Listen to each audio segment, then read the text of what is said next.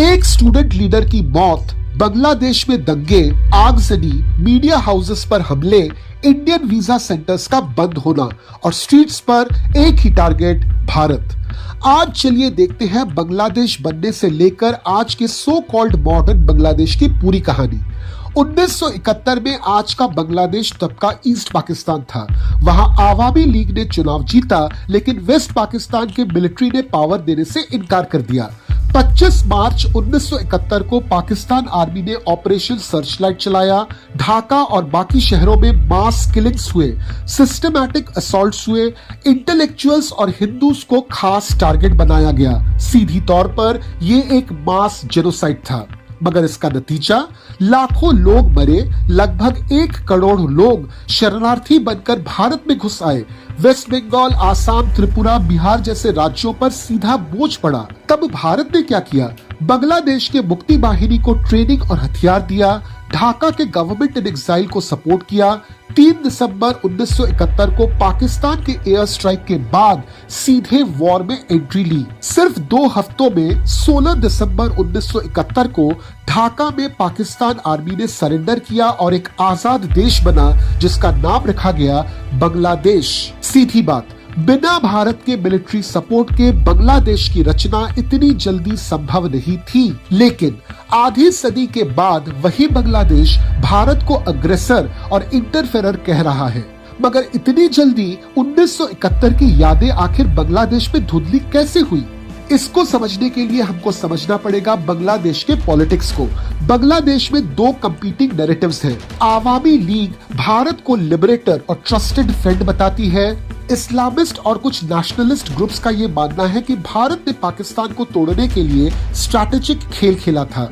वे self liberation को glorify करते हैं और भारत के रोल को डाउन प्ले या फिर सस्पेक्ट बनाते हैं। नई जनरेशन के लिए 1971 हिस्ट्री के किताबों में है, पर्सनल मेमोरी में नहीं।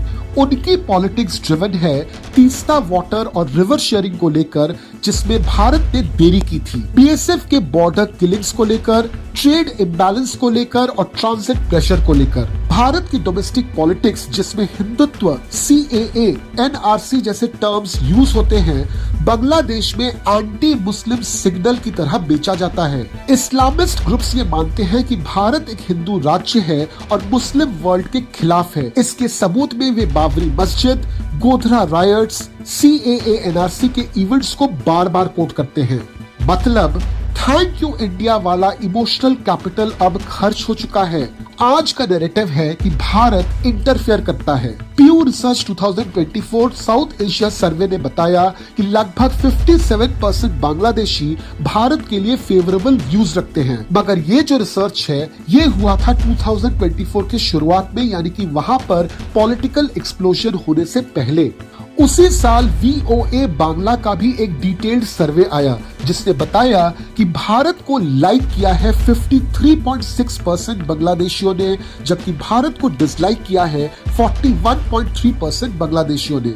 वहीं पर पाकिस्तान को लाइक किया है 59% बांग्लादेशियों ने और सिर्फ 28.5% बांग्लादेशियों ने पाकिस्तान को डिसलाइक किया है। नेट इमेज पाकिस्तान को स्लाइटली बेटर साइड पे दिखाता है, क्योंकि भारत के लिए डिसलाइक ज्यादा है। ये जो ब्रेकडाउन है, ये बहुत कुछ बताता है। 50.7% बांग्लादेश के मुस्लिम्स भारत को लाइक करते हैं, जबकि 44.2% डिसलाइक करते हैं। 90.1% नॉन मुस्लिम्स भारत को लाइक करते हैं, केवल 4.2% डिसलाइक करते हैं। 47.8% बांग्लादेशी जिनकी उम्र 18 से 34 साल के बीच है, वे भारत को लाइक करते हैं, जबकि 49.3% डिसलाइक करते हैं। यानी कि युवा बांग्लादेशियों में भी anti India sentiment majority level पर है। 50.4% अर्बन बांग्लादेशी भारत को लाइक करते हैं, जबकि 63.9% अर्बन बांग्लादेशी पाकिस्तान को लाइक करते हैं।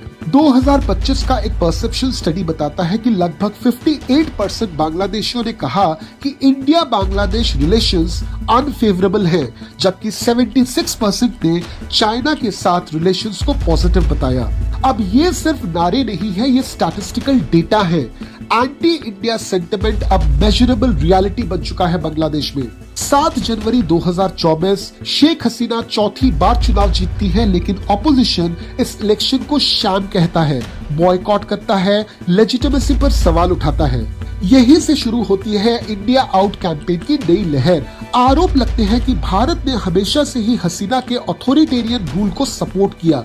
भारत 2024 के इलेक्शन को इनडायरेक्टली प्रोटेक्ट कर रहा था और भारत बांग्लादेश में डेमोक्रेसी नहीं बल्कि अपना स्ट्रैटेजिक कंट्रोल चाहता है। सोशल मीडिया पर हैशटैग्स ट्रेंड करवाए जाते हैं, जैसे hashtag India out, hashtag boycott India, hashtag boycott Indian products, और ढाका व अन्य शहरों में भारत को टारगेट करके रैलीज निकाली जाती है।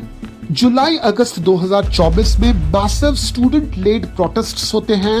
इश्यूज बनते हैं बेरोजगारी, प्राइस राइज और ऑथोरिटेरियन पॉलिटिक्स।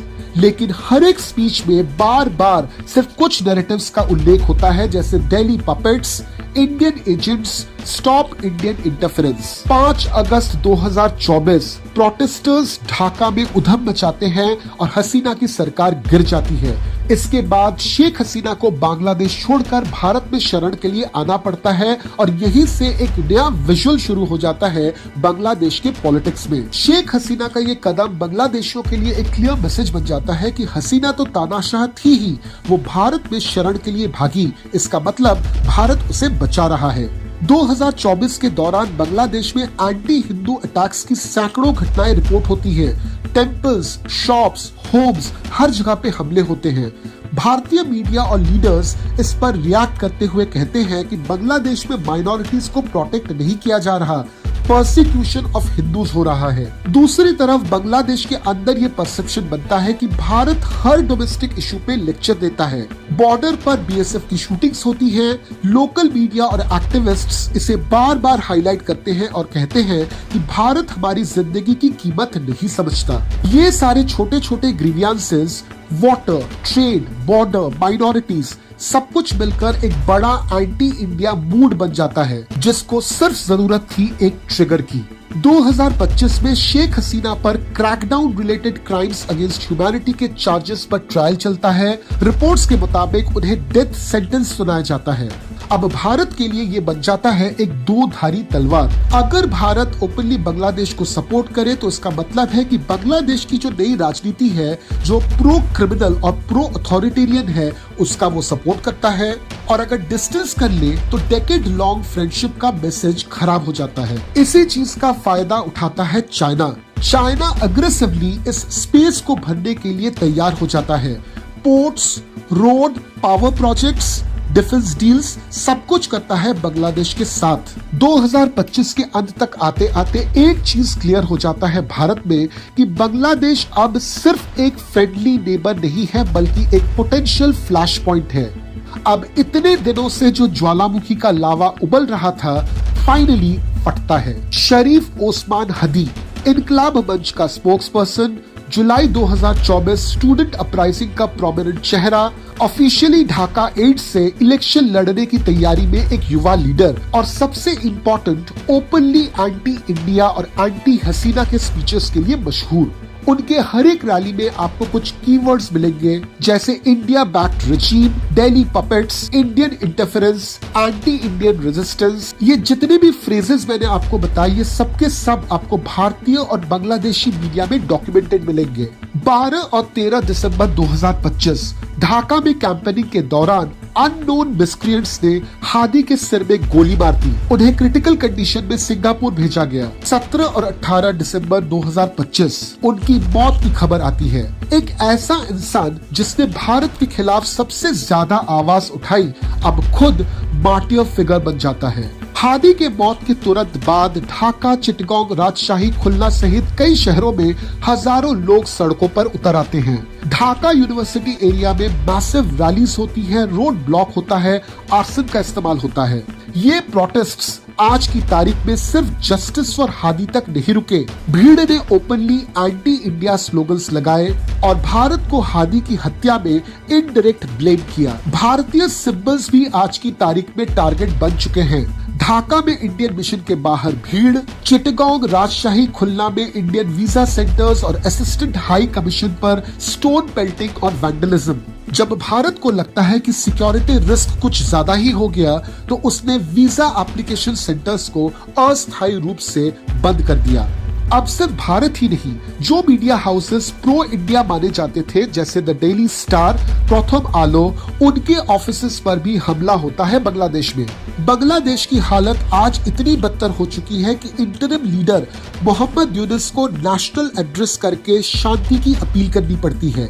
उन्होंने हादी के मौत को एक इररिपेरेबल लॉस कहा और नेशनल मोर्निंग का कॉल दिया है। सिंबॉलिकली इसका मतलब है कि हादी अब एक नेशनल मार्टियर है और उसका एंटी इंडिया एजेंडा आज की तारीख में बांग्लादेश का नेशनल पॉलिटिकल करेंसी बन चुका है। हादी के मौत ने जीरो से हेट को पैदा नहीं किया, बल्कि पहले से भरे हुए गुस्से को सिर्फ इग्निशन दिया है। बांग्लादेश के इन हालिया डेवलपमेंट्स के बाद भारत के लिए कई चुनौतियां हैं, जैसे सिक्योरिटी और नॉर्थ ईस्ट पर खतरा, डिप्लोमेटिक प्रेशर, इकोनॉमिक स्टेक्स और चाइना का बढ़ता प्रभाव। भारत को जरूरत है अब हर कदम को फूंक फूंक कर रखने की और इंटेलिजेंस को जबरदस्त करने की। तो ये है आज के बांग्लादेश की तस्वीर।